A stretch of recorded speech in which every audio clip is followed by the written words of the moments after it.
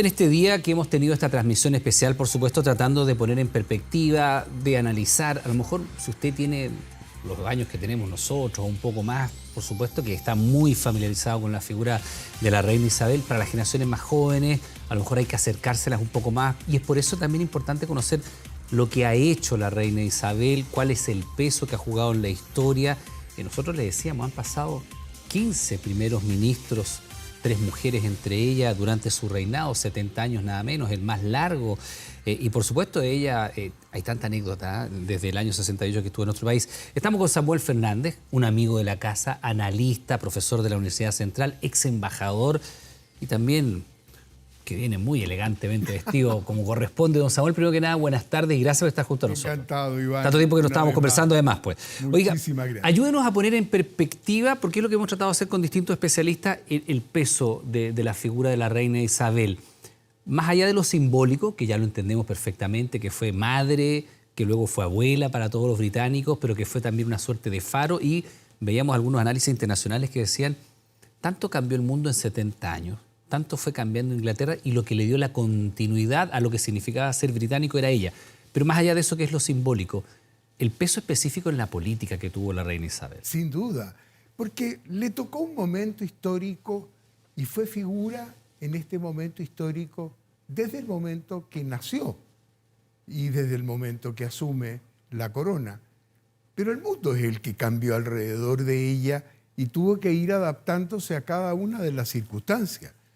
La pesca, la muerte de su padre, que tampoco era previsto que hubiera sido el rey, o sea, toda la historia que conocemos, Sí. Cuando estaba en luna de miel y tiene que regresar o en un viaje oficial. De manera que la enfrenta su destino a un momento histórico y a distintos momentos históricos que se han ido presentando.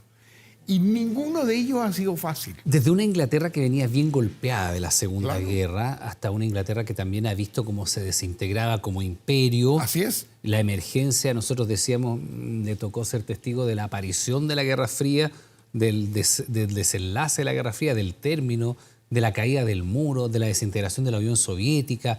En fin, todo lo que hemos ido Con viendo. una participación en cada uno de esos episodios, no en la forma que normalmente lo ejerció y que todo el mundo aprecia, que es el hecho de estar por encima, de mirarlo de lejos, de seguir siendo el símbolo de Gran Bretaña.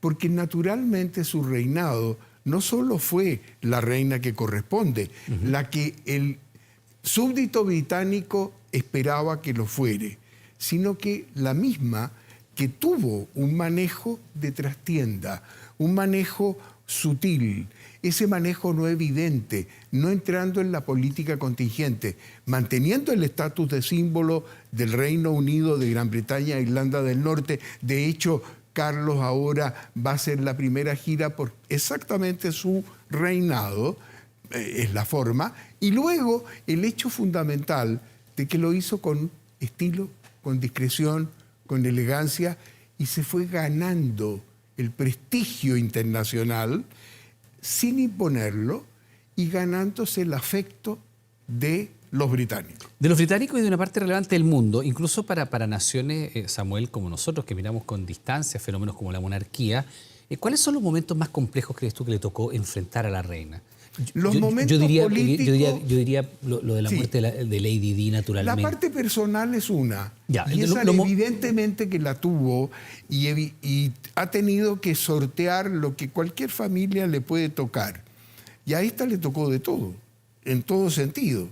No iban a reinar porque debió haber sido el tío renuncia, luego viene el padre fallece, el padre con todas las limitaciones que había que la superó, luego ella que le toca, la hermana que le impide el matrimonio porque era con un plebeyo, a la época no se usaba, luego vienen todos los primeros ministros, las crisis, recuperar un imperio británico que estaba en el suelo, perderlo de a poco para transformarlo en la mancomunidad de Estado, luego entrar en la parte moderna, tener las crisis internas de todo orden y se despide, además, en un momento en que pocos días antes de morir, un par de días, entronizando a una nueva primer ministro y con una guerra en el este de Europa.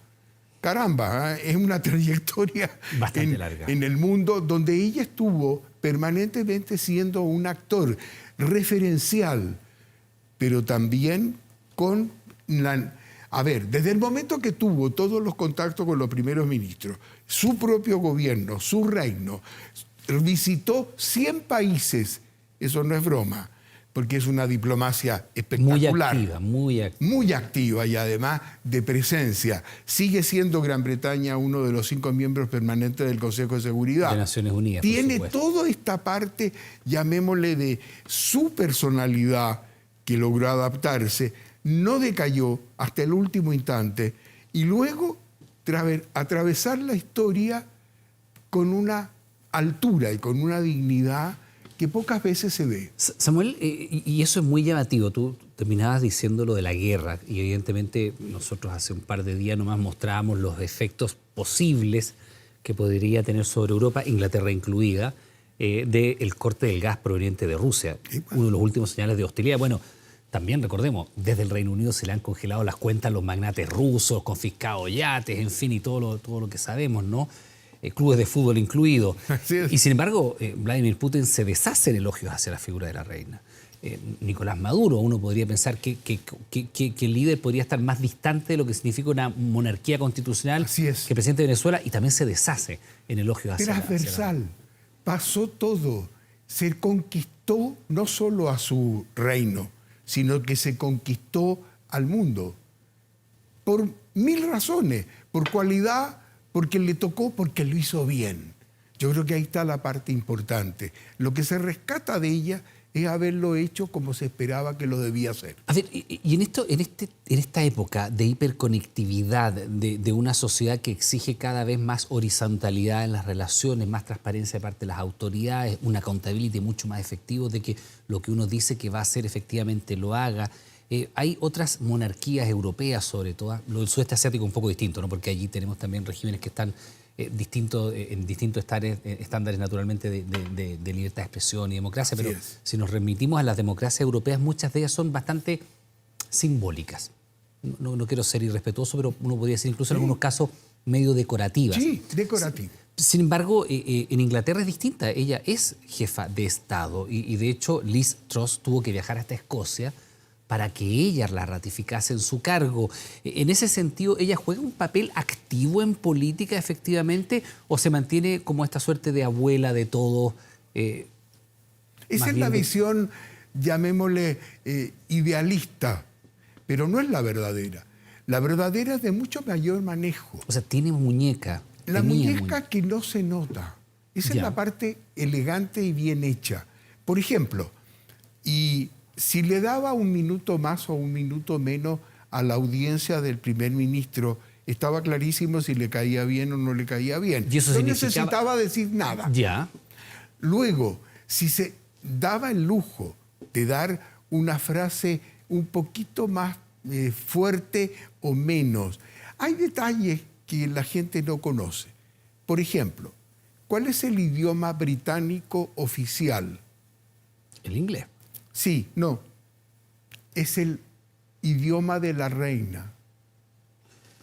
Ojo. Ya. Cambiaba una palabra, la pronunciaba de manera diferente. Ese es el verdadero idioma británico. O sea, detalles. Si ella utilizase o adoptase, por ejemplo, un neologismo, una palabra nueva... De inmediato. Es como lo que hace la Real Academia de la Lengua Española. Por supuesto. Ese es el estatus. Ese es el estatus. Luego, como iglesia anglicana... Todos los días se aprende algo. todos los días no hay que perder la capacidad de asombro. La iglesia anglicana, por ejemplo, que con todo lo que significa en la historia y demás, naturalmente ella es la jefa y podía cambiar normas al estilo de un papa. Tiene el mismo valor y el estatus... Jerarca de la iglesia anglicana como es el papa, como es el la papa cabeza de la iglesia católica apostólico romano. Tal cual. Luego, como cabeza del Commonwealth o de la mancomunidad, ¿qué hizo? Se le independizaron el 99% de las colonias. Ya. ¿Qué hizo ella? Dijo, no, así, no importa, que se vayan. Y lo apruebo.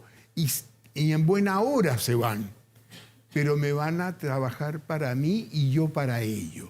Y crea esta mancomunidad económica de intereses que es sumamente poderosa. Eso es importante. Y hemos repasado la lista de los países de los cuales el rey, en este caso Carlos III, y era la reina Isabel II, era la jefa de Estado. Así es. Países de distintas naturalezas, de distintos continentes y en situaciones distintas de también peso político. ¿Tú crees que esta comunidad, mancomunidad de naciones, el Commonwealth, es algo que no va a cambiar en nada su visión ahora que no está la reina Isabel, que aglutinaba, que tenía esta trayectoria, que tenía este peso, que se imponía 70 años con la presencia de Carlos III? ¿No depende tanto de quién esté en el trono, sino que de la institución misma? Depende más de la institución, pero a la institución tiene que ser, apreciada. Hay que ganarlos a su favor. Hoy en día son otros los intereses, son intereses económicos, políticos, de presencia y un montón más. Y hay algunos que ya sacaron el cuadro, porque uno llegaba a cualquiera de esos países y lo primero que veía, uno estaba en un país absolutamente independiente, con su propia bandera y con todo lo demás, y lo primero que veía el cuadro de la reina. Bueno, hay algunos que ya no lo tienen, pero siguen perteneciendo exactamente a la mancomunidad. O sea, cuidado, esto aquí, la simbología sirve, pero no hay una dependencia. Es de todas maneras muy útil para ello. Y paralelamente hay que tomar en cuenta dos cosas. Lo sabemos por la historia. En su momento los soviéticos, ahora los rusos, lo están haciendo de otra manera. Lo están haciendo los chinos, ganándose adeptos. Lo hace Estados Unidos permanentemente. Lo hace Francia con la comunidad de Lomé, que tiene un inmensa en la francofonía. Entonces, por supuesto que Gran Bretaña no quiere perder ese pasado, quiere mantenerlo y modernizarlo. Ella era una figura que logró entrar en la modernidad también. O sea, el rey distante con la corona puesta y sentada permanentemente en el trono no es la figura de hoy. Y Carlos lo sabe perfectamente, porque él tiene algunas aficiones que ojalá las pueda desarrollar. Sí, intereses medioambientales bien declarados. Esos, arquitectónicos, también, paisajísticos, artísticos.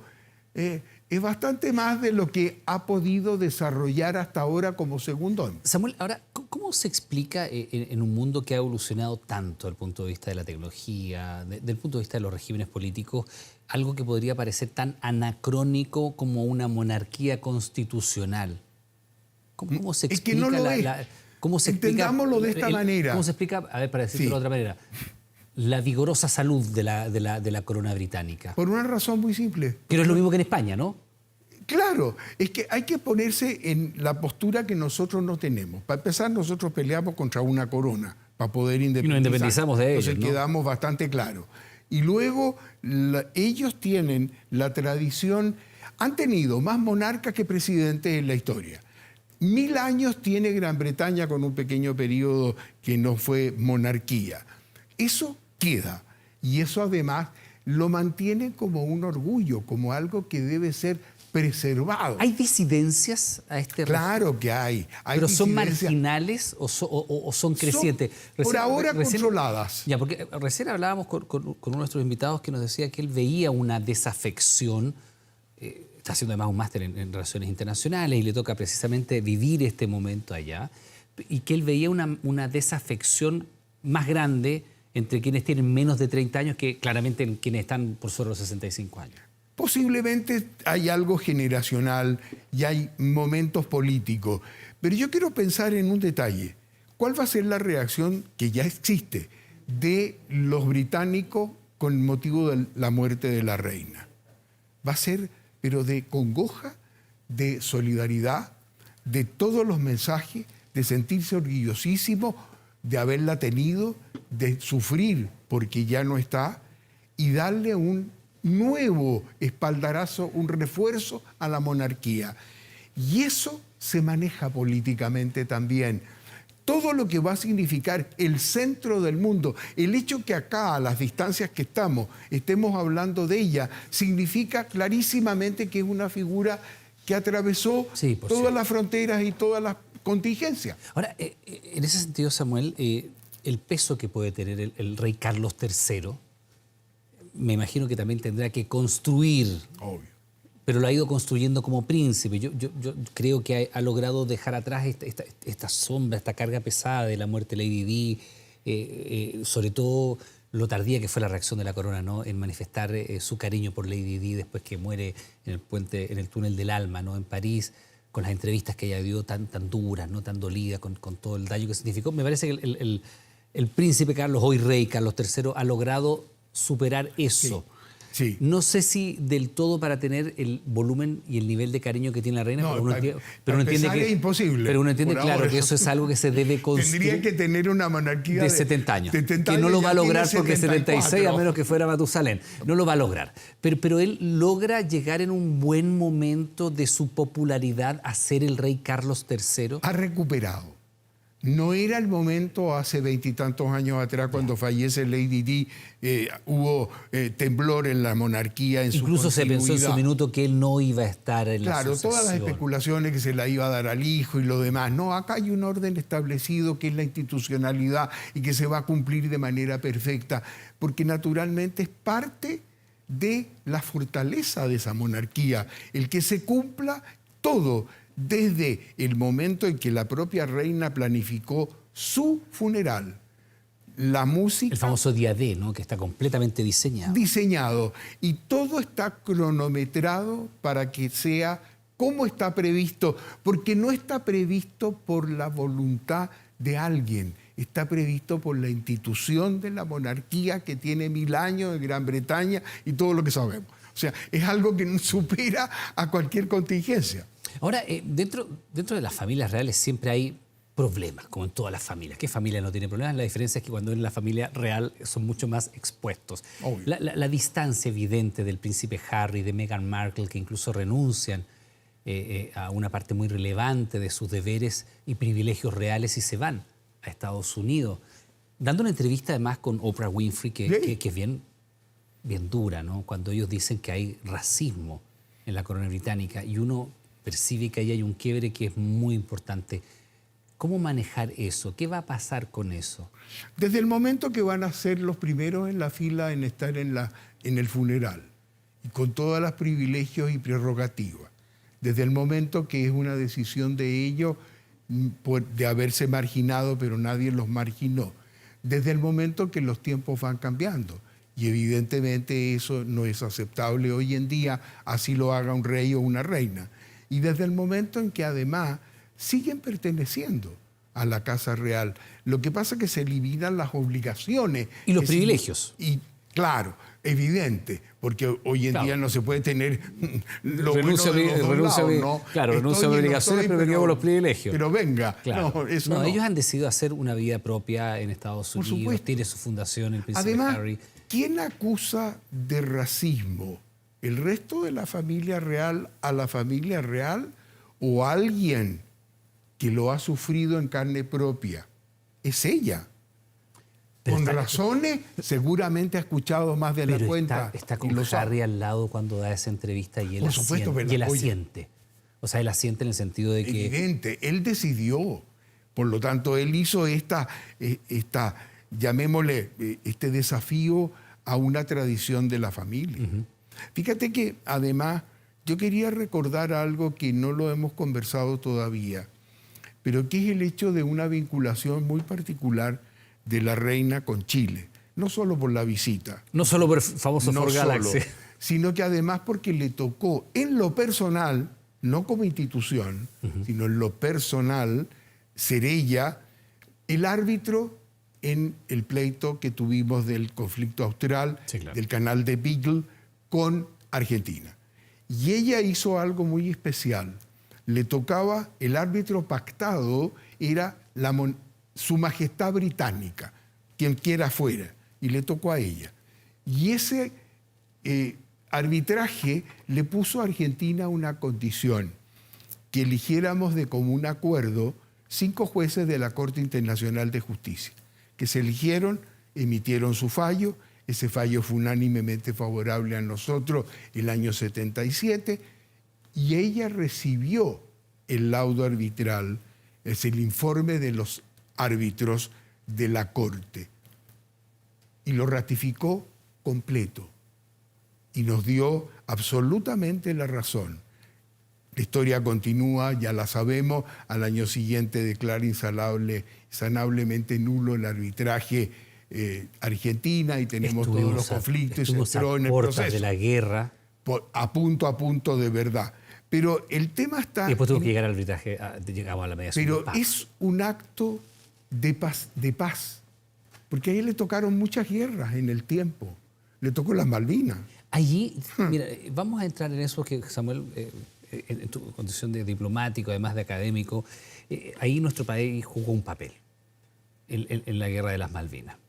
Y jugó un papel que a los argentinos hasta el día de hoy les duele. A ver, ¿lo jugamos por querer? No, pero la razón es otra. Está bien, pero jugamos... Y todo el mundo, porque lo decían a gritos en la Plaza de Mayo, decían, esto es el comienzo de una recuperación. Y la recuperación partía por las Malvinas, pero continuaba con las islas nuestras. ¿Qué íbamos a decir? ¿Vengan? No, eso había que pararlo porque era una demencia. De suerte que esto se creó un ambiente hostil, absolutamente artificial, de un proyecto absolutamente artificial. Porque teniendo la razón Argentina en que las islas les pertenecen en el sentido de que lo hace Naciones Unidas, que ha dicho, negocien, ustedes, la historia no la podemos cambiar. Entraron allí los franceses se la pasaron a los británicos y desde 1833 las islas las tiene Gran Bretaña. Ahora, ¿esto es un problema? Sí, un problema en la actualidad también. Lo ve Naciones Unidas constantemente. Chile ha apoyado siempre la postura argentina. De manera que esto tiene una... A ver, ¿cómo se soluciona? Negociando, pero optaron por otro camino. Optaron el camino, en su momento, los militares argentinos, por tomárselas a la fuerza, y no lo lograron. Entonces, cuidado, porque aquí, ¿quién provoca qué? No es Gran Bretaña que está provocándolo. A lo mejor es ilegítimo, a lo mejor tiene otros motivos. Vaya a saber, no entro allí. Pero teniendo las posibilidades de que por vía diplomática de la paz, de negociación, con perseverancia y con insistencia, es muy posible que Argentina lo llegue a lograr, optó por el camino bélico, y no solo el camino bélico de las Malvinas, sino que optó por un camino que terminaba en nosotros. Eso era muy serio para nosotros. Samuel, el destino nos ha llevado a tener a Londres como escenario más de una vez, la detención de Pinochet en Londres. ¿Qué papel jugó la reina, si es que jugó algún papel en ese momento tan complejo de nuestra naciente democracia, ¿no? Ya llevábamos varios años, pero fue un momento muy complejo. Nosotros hablábamos ayer hace un par de días con José Miguel Insulza, en su minuto, el papel que le tocó jugar a él, ¿no? Absolutamente. Tenía que defender la institucionalidad de Chile, pasaba por encima, claro, más allá de su postura. Un socialista que había vivido en el exilio, que había visto morir cercanos a él, precisamente en el régimen de Pinochet, y tenía que ir a decirle a los ingleses que iba a ser juzgado en Chile con todo lo que eso generó. Porque eso es lo que correspondía desde el momento que la soberanía nuestra era la que era tomada por otros. Por cierto, pero después vino todo lo que vimos, cuando llega Pinochet acá al aeropuerto y camina, y uno dice, bueno, hay tanto de puesta en escena en aquello, pero al margen de eso, que será otro momento para hablarlo, ¿jugó algún papel la reina en ese minuto, en ese proceso de tener a Pinochet detenido en Londres? Yo creo que no jugó ningún papel. Desde el momento que le dejó a la política contingente y a Margaret Thatcher jugar el suyo. Y ella nunca se pronunció, no recibió jamás a Pinochet, no hizo ningún gesto ni público ni privado. Sí, Margaret Thatcher. Pero ese es el gobierno, no es el reino. Ella se mantuvo al margen de esa polémica. Y si la jefa de gobierno hacía aquello, la jefa de Estado, que es la reina, ¿cómo mira aquello? Es que están perfectamente separados en Gran Bretaña. Ya, aunque esto implique relaciones internacionales. Así es. La monarquía es símbolo y juega la diplomacia de atraer, con todo lo que implica, el resto del mundo. No pelearse con nadie, muy por el contrario. Y defender férreamente, o sea, se la monarquía en estos días, la monarquía y defender férreamente lo que significa sus intereses como cabeza de Gran Bretaña. Y entonces la reina Isabel no jugó rol alguno en Ninguno. esto. Que sepamos, por favor. Nunca, nunca reveló nada, nunca dijo una opinión clara y categórica, se mantuvo en su rol permanentemente. Así ¿O no fue tema para la realeza y sí fue tema para el gobierno británico? Porque mal que mal era un exgobernante, un dictador Sí. que estaba siendo recurrido por tribunales internacionales Sin y que duda. estuvo preso Sin duda, pero había un detalle. durante meses Había sido pedido por una justicia se suponía, Internacional. internacional que venía de un por juez crímenes español. exactamente, por crímenes de lesa humanidad en contra de ciudadanos era europeos. cosa de decir, le doy el favor a Chile o le doy el favor a España. Una disyuntiva absolutamente imposible, sobre todo desde el punto de vista de una monarca británica. Otra cosa es el que lo dejó actuar a la justicia. Y fue verdaderamente la justicia y posteriormente, dictado todos los dictámenes, se optó por esta cosa humanitaria. En fin, ese fue el resultado. No, la reina prescindió. No, de eso no cabe Samuel, ninguna duda. A nosotros siempre nos gusta decir que teníamos una relación especial con la reina Isabel y cada vez que nosotros vemos las transmisiones del cambio de mando, la historia del Ford Galaxy, yo creo que la gente ya la sabe, conoce. Ya la conoce. Pero cuando ella viene a Sudamérica, visita Brasil y Chile, probablemente no era Chile el destino más lógico. No, iba a serlo porque la visita comprendía Ahí lo Fontecilla jugó un más papel muy posible, importante, pero ¿no? tuvo una preferencia, vaya a saber por qué razón, pero El papel tal del- vez el por papel del- manejos del embajador Mariano diplomáticos Fontecilla. del momento, tal vez Chile llamó más la atención. Ahora, nunca dijo nada en contra, pero no cabe ninguna duda ir a un país del peso de Brasil que siempre ha tenido, un ex imperio como ha sido Sí, Brasil, a una ex colonia española, venir y preferir y encantarse con la venida, porque no hubo ningún embajador posterior que no le presentara sus credenciales, que no le recordara el viaje a Chile en detalle. Además le tocó... Además ella fue a Además lugares- le tocaron las cosas más insólitas. Se le quemó Sí, el se lugar. le quemó el Plaza Además, Cousiño y tuvo que quedarse en el Hotel Carrera. y tuvo que improvisarse. Sí, además después elige ir a Pucón. Claro. Claro. O sea, le gustó lo que vio al venir. Y eso lo recordaba Yo permanentemente. me imagino, tú recuerdas bien esa visita porque se nos va el tiempo, yo me imagino que hoy día quienes están ahí en la Araucanía, La Cucha, en el hotel aquel famoso donde se quedó el Tumalal, estarán preparando algo especial para acelerar esto, ¿no? Para conmemorar la visita.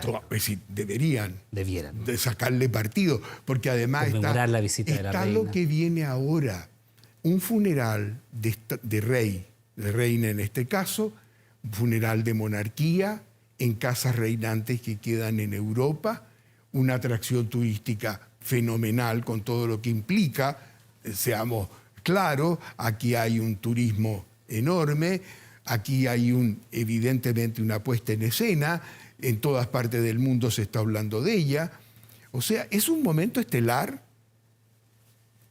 lamentable por el fallecimiento, pero es parte de la dinámica que tienen las monarquías, cuando asumen y cuando se mueren. Don Samuel Fernández, analista internacional, académico, por supuesto. Le queremos dar las gracias por estar junto a nosotros, por ayudarnos a poner en perspectiva la figura de la reina Isabel II y además proyectar lo que viene de aquí en adelante con el rey Carlos III, que ya lo decíamos, yo no tenía idea, podría haber elegido cualquiera de los 4 nombres que tiene. Imposible. Es que como los 2 Carlos anteriores no les fue muy bien. Hay que matarle el chuncho. Ok, Carlos, Samuel, que esté muy bien. Un agrado. Nosotros hacemos una pequeña Como pausa, siempre. que esté muy bien. Mil gracias a ti. Estamos de regreso inmediato. Gracias.